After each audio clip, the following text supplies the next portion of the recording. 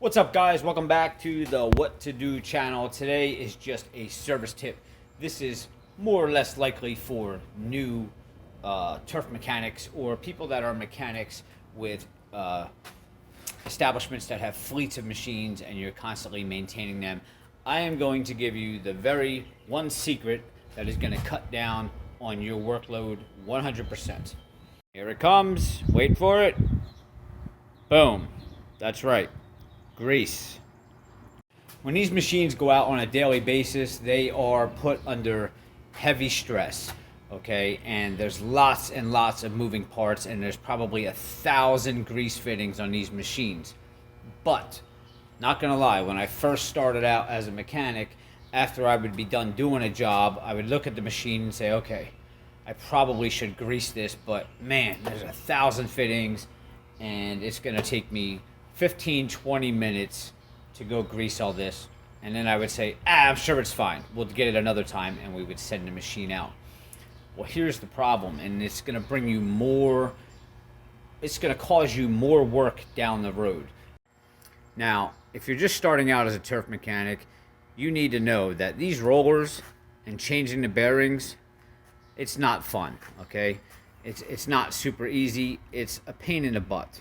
All right, and when you have a machine coming in and these rollers are bouncing all over the place, you're going to scream and yell and throw wrenches, especially on a hot summer day where you're constantly fixing the bearings in these things. All right, these reels, if you've ever had to take one of these reels out before, it's not an easy job. A lot of this stuff has to come apart. Now, majority of the reasons why these things go bad is because they're not greased. These things all day long, every day, are spinning. Okay, and they are building up friction. It's already hot outside, and you got metal on metal. All right, same thing with this blade. All right, it's cutting grass. It's spinning at very high RPMs all day long, every day, and you got metal on metal inside. All right, so if you picture this, if you were to take a pencil or even just your finger and sit there for a lengthy period of time, probably more or less a pencil because you could probably spin it all the way around in your hand. That's going to build up heat.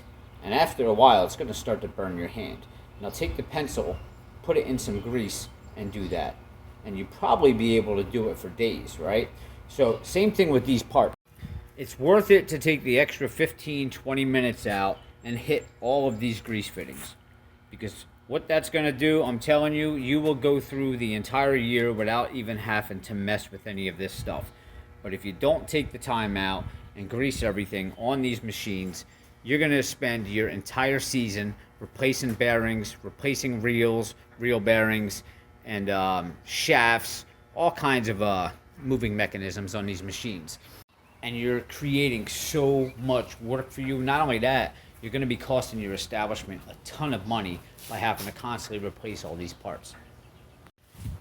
Every time that I get a machine in the shop, now what I do is, if it doesn't have a grease fitting, I will use WD-40 on it. I'll squirt WD-40 all over it. My nuts, bolts, everything, because nuts and bolts, even though they're not moving around, they're accumulating dirt, they're accumulating fertilizer, gas that may drip on them, whatever.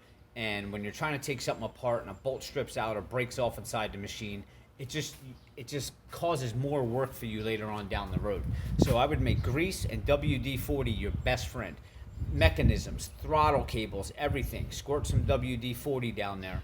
Anything that has linkage or a spring, just squirt WD-40 on it. That stuff is inexpensive, and I'm sure your establishment will have no problem buying as much grease as you need and WD-40 you need than having to replace bearings and rollers and reels and shafts and all kinds of other stuff. So ever since I started using grease now and taking the time out, I've noticed I've had almost no rollers or bearings or anything to replace. So that's just a good tip if you are starting out as a turf mechanic and you're doing what I did when I first started and looking at that machine and going, man, it's going to take me forever to hit all these grease fittings. Well, you're setting yourself up for a very, very bad, busy season. All right? That's my tip of the day. Hit subscribe below. Give me a like. I do these videos daily. I'm trying to get my subscribers up, and I will see you next time.